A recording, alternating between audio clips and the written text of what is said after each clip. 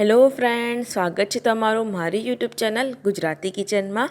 આજે આપણે બનાવીશું એક ફરાળી ડીશ, શક્કરિયાનો શીરો બનાવીશું, જે શિવરાત્રિના દિવસે શક્કરિયા ખાવામાં આવતા જ હોય છે। તો આજે આપણે એનાથી શીરો બનાવીશું।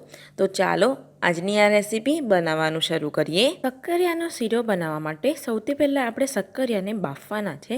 તો આપણે સ્ટીમર મૂકવાનું છે। શક્કરિયાને સ્ટીમરમાં જ બાફવાના, જેથી એની મીઠાશ સારી રહે।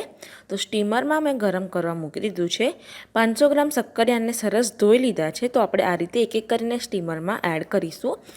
જો સ્ટીમરમાં ના માય તો આપણે એના 2 ટુકડા કરીને એડ કરી દેવાના છે। તો આ રીતે નાના નાના ટુકડા કરીને જે રીતે સમાય એ રીતે એડ કરી દો।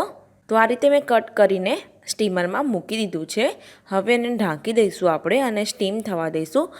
ગેસની ફ્લેમ મીડિયમ ટુ સ્લો રાખીને લગભગ 15 થી 20 મિનિટ સુધીને સ્ટીમ થવા દઈશું।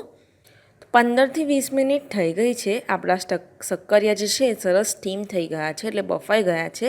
તો આપણે એકવાર ચેક કરી લઈએ કે બફાયા છે કે નહીં। તો આ રીતે ચપ્પુની મદદથી અંદર એડ કરી દો અને એકદમ સોફ્ટ થઈ જશે। તમે જોઈ શકશો કે સરસ બફાઈ ગયા છે।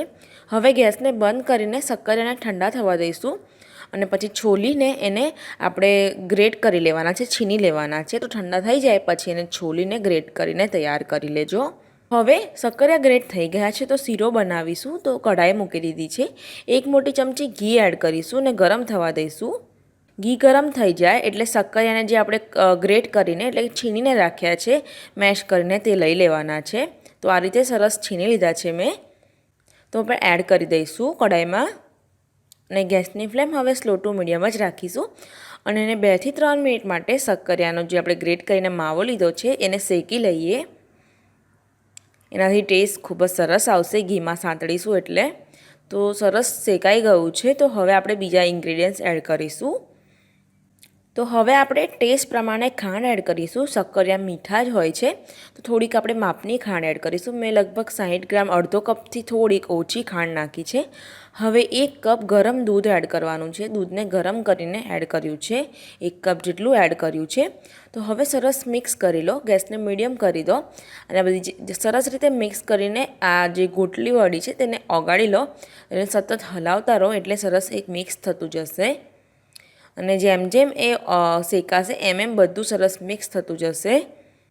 તમે જોઈ શકશો કે સરસ મિક્સ થઈને આ શીરો બનવા માંડ્યો છે। આપણે આ દૂધ સરસ થીક ના થઈ જાય ત્યાં સુધીને આપણે થવા દઈશું।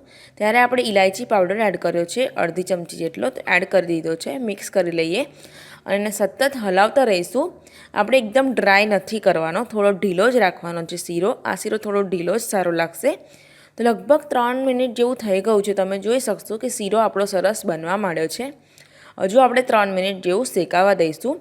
તો 3 મિનિટ જેવું થઈ ગયું છે। તમે જોઈ શકશો કે શીરો સરસ બની ગયો છે। તો આપણે આટલો જ રાખવાનો છે, વધારે નથી શેકાવા દેવાનો। તો આ રીતે શેકાઈ જશે। વધારે ડ્રાય કરશો તો ખાવાની નહીં મજા આવે। હવે ઉપરથી કાજુ બદામ નાખીને એને ટુકડા કરીને એડ કરી દીધા છે। મિક્સ કરી દઈએ તો આપણો આ શીરો બનીને તૈયાર થઈ ગયો છે। તો ગેસને બંધ કરી દઈશું। તો આપણો આ શક્કરિયાનો શીરો બનીને તૈયાર છે। એને ગરમ જ સર્વ કરજો અને આ શિવરાત્રિના દિવસે આ રેસીપીને ઘરે ફરાળ તરીકે જરૂર બનાવજો। રેસીપી પસંદ આવે તો લાઈક અને શેર કરવાનું ના ભૂલતા અને તમે નીચે કમેન્ટ કરીને મને કંઈ પણ પ્રશ્ન પૂછી શકો છો। તો મળીશું આપણે એક આવી નવી રેસીપી સાથે। ત્યાં સુધીને આવજો।